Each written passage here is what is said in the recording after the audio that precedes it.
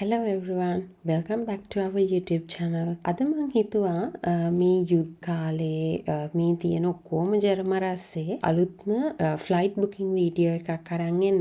මොකද අපි සාමාන්‍යයෙන් ෆ්ලයිට් එකක් බුක් කරනකොට අපි මුලින්ම බලන්නේ අඩු කාලෙකින් යන්න පුළුවන් ෆ්ලයිට් එක මොකක්ද කියලා. අඩු කාලේ වගේම අඩු ගානකින්. හැබැයි මේ කාලේ මිඩල් ඊස්ට් වල තියෙන ප්‍රශ්න ගොඩාක් ෆ්ලයිට්ස් අඩු කරලා තියෙනවා. මේ හේතුවත් එක්ක මං හිතුවා ඔයාලට කියලා දෙන්න කොහොමද අපි මිඩල් ඊස්ට් ස්කිප් කරලා ෆ්ලයිට් එකක් බුක් කරගන්නේ කියලා. මගේ කලින් වීඩියෝ එකකත් ඔයාලට මං කියලා දීලා තියෙනවා Google ෆ්ලයිට්ස් වලින් කොහොමද අපි ෆ්ලයිට් එකක් බුක් කරන්නේ කියලා. ඒක නිසා මුලින්ම අපි ගිහිල්ලා බලමු කොහොමද මේ ෆ්ලයිට්ස් මිඩල් ඊස්ට් වලට යන්නේ නැතුව අනිත් තියෙන ෆ්ලයිට්ස් අපි හොයාගන්නේ කියලා. මම මුලින්ම බ්‍රවුසර් එකට ගිහිල්ලා Google ෆ්ලයිට්ස් කියලා සර්ච් කරනවා. එතකොට මෙන්න මේ google.com/travel/flights කියන වෙබ් පේජ් එකට තමයි අපි යන්න ඕනේ. දැන් අපි හිතමු ඔයාට යන්න ඕනේ කොලම්බෝ to රෝම්. ඉතාලියට යනවා කියලා හිතන්නකෝ. හරි. අපි රෝම් කියලා සර්ච් කරනකොට මෙතන ඔයාගේ ඔයාට යන්න ඕන එයාපෝට් එක සිලෙක්ට් කරන්න පුළුවන්. මම ඒක නිසා ලෙනාඩෝ ඩා වින්චි එයාපෝට් එක සිලෙක්ට් කරනවා. ඊට පස්සේ ඔයාට යන්න ඕන ඩේට්ස් ටික සිලෙක්ට් කරන්න පුළුවන්. ඔයාට දැන් පේනවා ඇති මෙන්න මේ ඩේට් සිලෙක්ෂන් එකේ ඔයාට බලා ගන්න පුළුවන් එක එක දවසට තියෙන prices කොහොමද කියලා. මේ prices time to time change වෙනවා demand එක අනුව. ඒක නිසා ඔයාලට හරිම value එකක් මෙතනින් expect කරන්න බෑ. ඒ කියන්නේ මේ value එක change වෙන නිසා. හැබැයි ඔයා flight එක book කරන්න යන වෙලාවෙදී ඔයාට rough idea එකක් මෙතනින් ගන්න පුළුවන්.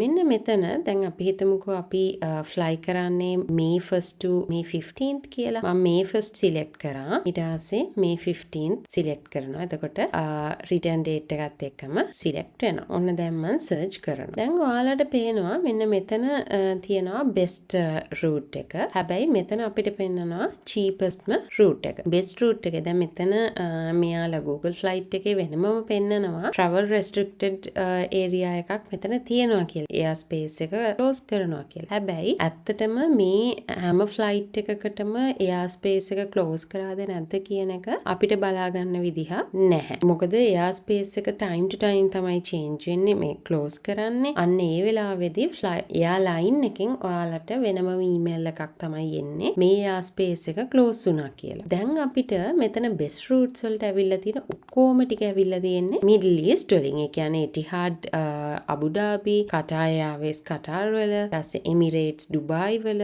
අපි මේ තුනම skip කරලා චුට්ටක් පල්ලෙහාට ගිහිල්ලා බලමු තව මොනවාද අපිට තියෙන routes කියලා. එතකොට මෙතන තියෙනවා Fly Dubai යන්නෙත් Middle East වල Emirates Etihad ওই විදිහට තමයි තියෙන්නේ. දැන් මෙන්න මේ හරිය වගේ ඉඳලා ඔයාලට බලා ගන්න පුළුවන් prices සෑහෙන්න වැඩි වෙලා තියෙනවා. ඒ කියන්නේ අපිට best route එකකට තමයි අපිට සාමාන්‍යයෙන් හොඳ price එකක් හම්බ වෙන්නේ. අපි Middle East skip කරලා යනවා නම් ලොකු රවුමකින් තමයි අපේ මේ destination එකට යන්න වෙන්නේ. මම ඔයාලට ඒකත් පෙන්නන්නම් map එකට ගිහිල්ලා කොහොමද මේ map එකේ routes change වෙන්නේ කියලා. දැන් අපි ලංකාවේ ඉඳලා යන්නේ ඉතාලියට. ඒ කියන්නේ අපේ normal route එක වෙන්නේ මෙන්න මේ Middle East හරහා. හැබැයි අපි දැන් යනවා නම් යන්න ඕනේ මෙන්න මේ වටේකින් හරි. එහෙම නැත්නම් මෙන්න මේ උඩින්. අන්න ඒ නිසා තමයි ඔයාලා මම කලින් පෙන්නුව විදිහට මේ pricing වැඩි වෙලා තියෙන්නේ. මෙන්න මෙතන